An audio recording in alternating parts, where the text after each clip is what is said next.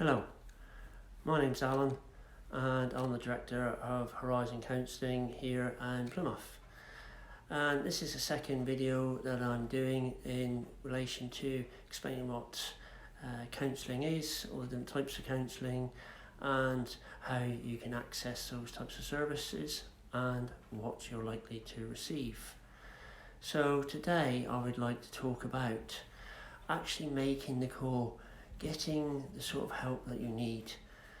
People find it really difficult initially, a lot of the time, to make that call, to go and ask for the help or support, because they have this perception about what counselling is or the waiting lists, etc., and they have a lot of barriers put in the way.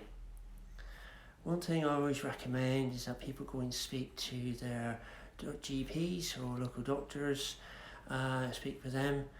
The GPs and the doctors can help you with any medication, help you get in touch with the local NHS services and anything that's available in that way in your area.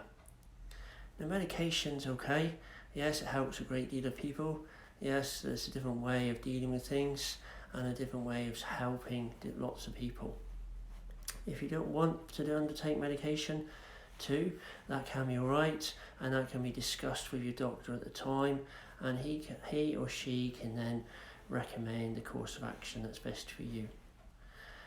Again, once you go into the NHS, obviously we sometimes come against the waiting lists, and this can vary greatly depending on what area you live in and obviously why you're accessing those types of services. If, however, you don't wish to wait, if you wish to go private, or you wish to see what other types of help and support are available out there, what I would do is I would suggest you have a look around, have a look for charities or support groups. There's lots of things that are going on, lots of things happening, especially in Plymouth, yes, where there's lots of support available, Facebook, etc. There's different types of groups. But there's also lots of charities and everything that can help you with these types of issues. However, once you then move on and you obviously feel that these aren't appropriate for you, or you don't want to go into these sort of group environments, you can choose to go privately. Now, this can be a big thing for a lot of people, and lots of people struggle with making that call. It's really difficult for obviously for you to know what sort of the service is, what you expect, etc., if it's something that you haven't undertaken before. And it's something that I've come across a great deal with our service, with people ringing up, feeling really anxious about coming in, and we work incredibly hard to try and make people feel at ease. And of course, we're actually here to help with your anxieties and your depressions, etc., everything that you're going through, and it's what we've all been trained to do. However, it doesn't make it easy to actually do it. What I'd suggest you do is you start to look around, see what's in your area, yes, make a list, a short list, 3 or 4 names, maybe 3 or 4 services that you can access that are local to you, that you like the sound of or you like the look of if you looked on Google, etc. I would then contact them services to see what sort of service they offer you, what their feedback is, what their experience is, talk about, ask questions, ask whatever you need on the phone. Most places will offer you a free initial consultation. I would definitely go for that, but also be aware that you're under no obligation at this point.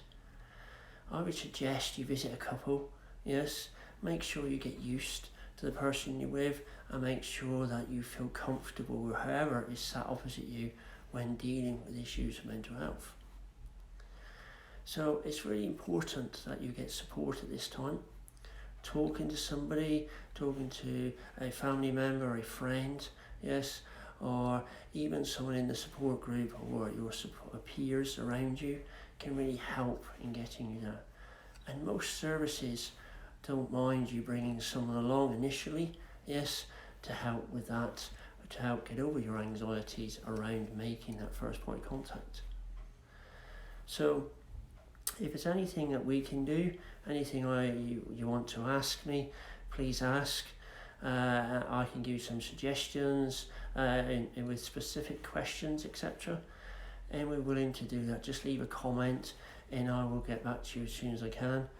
We can even do videos, short videos around your question for other people, because I'm sure there'll be other people thinking about your question at this time. Yeah. The next sort of series of videos that we'll be doing shortly will be around the different types of counselling, i.e. CBT, EMDR, the person-centred, all those different types, and hopefully you'll find them informative and interesting. But like I said, please contact me if you have any questions or any comments. I'll be too glad to hear from you, and I thank you for listening and I look forward to seeing you next time. Thank you.